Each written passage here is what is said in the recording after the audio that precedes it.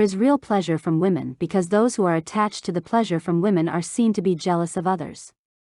Answer: that does not establish the existence of real pleasure in relation to women. A rich man who is arrogant because of his wealth may be possessive about his privy and forbid others to use it. Similarly, anyone who is infatuated with a particular woman is seen to be baselessly jealous toward other men. It is like the following analogy: King Gambara, who was arrogant about his status, out of jealous miserliness, would not allow a serving woman to drink water. Assertion: though women's bodies are unclean, desire is reasonable because they are a source of pleasure. Answer: when one realizes they are unclean, desire is inappropriate. When one steps in excrement without noticing it, it is feasible that confusion could occur and that the offensive smell could give rise to anger. However, it is not at all reasonable for incongruous desire to occur. One does not realize the true nature of a woman's body because it is concealed by ornaments and so forth, thus one is unaware of it. Its bad smell might make one angry, but desire is never appropriate because of its unclean nature, thus desire for a woman's body is unreasonable. It is like stepping in excrement at night. Assertion: though the body is unclean, it is not considered to be objectionable because conventionally it is without shortcomings. It is said, Brahmins are purer than others and women purest of all. Answer: this is incorrect.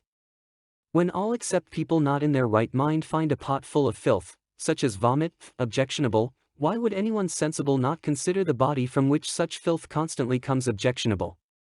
Where people do not realize occurs in the text, it is explained as meaning that women's bodies are not commonly accepted as having shortcomings only because people do not realize this, but the meaning of Candrakirti's commentary agrees with the foregoing.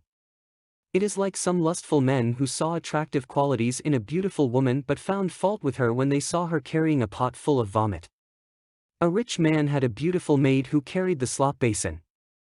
Some lustful men wanted her and made advances, but one day they saw her come out carrying a basin full of vomit. This made them find fault with her, and they left holding their noses. That filth had come from nowhere but the body. Similarly, the childish do not see anything wrong with filth while it is in the body, but think of it as filth when it leaves the body. Assertion: women's bodies are clean because people regard them as clean. Answer: it is absurd for any intelligent person to assert that a woman's body is by nature clean. Clean things like flowers, perfume, ornaments, and so forth are looked upon as the most worthless of all by virtue of having been in contact with a woman's body, just as the sweet water of the Ganges becomes saline on meeting the ocean. Assertion: the body is clean, because one sees people taking pride in it. Answer: whatever is born from the womb has lived in the mother's womb between the stomach and intestines, which is like living inside a privy. Like a dung worm, it has been nurtured by excremental juices without which it would not have survived. Pride thinking of that as clean arises only through stupidity. It is absurd to be proud of just that. It is like the following analogy: a young man who had been put in a cesspit and lived on excrement escaped, and afterward thought it was unclean when someone else's clothing touched him. A young man took up with the wife of another rich young man and went to his house. He was caught and put in a cesspit, where he survived on excrement. One day, during heavy rain, the sides of the cesspit collapsed and he escaped. Some relatives took him home and called a good doctor. After a few days his strength and color were restored.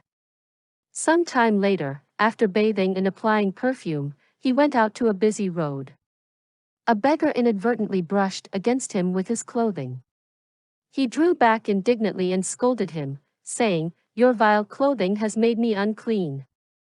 Assertion: the body is definitely clean since washing and so forth removes dirt from it. Answer: when whatever means employed, such as ritual ablution and washing, do not cleanse the inside of the body, why make effort to clean what is by nature unclean? You do not make as much effort to clean the external filth that has come out of your body as you do to cleanse the inside of the body, but it would be reasonable to do so. One might think the former cannot be cleaned because it is filthy by nature.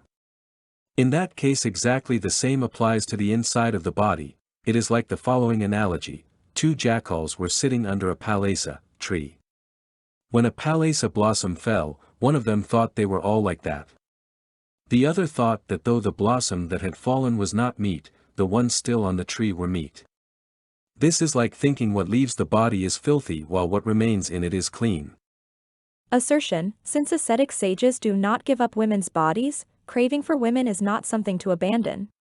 Answer: although women are full of urine, these sages do not give them up because they themselves are the same. If only some and not all were full of urine, those full of urine would be shunned by those who were not, just as one holds one's nose and avoids contact with lepers. Women are not avoided because all are alike, not because they are clean. It is like the following analogy: a man without a goiter visited a place full of people with goiters and was thought ugly. The analogy of the king is as in Chandrakirti's commentary. A soothsayer told a king that whoever used the water when it rained would go mad. The king had his well covered. When it rained, the people of that place went mad after using the water, and since only the king remained sane, they thought he was mad. When the king found out, he feared they might mock or harm him because they considered him mad, so he used the water too. Assertion: though a woman's body is unclean, the uncleanness can be removed by beautifying it with perfumes and so forth.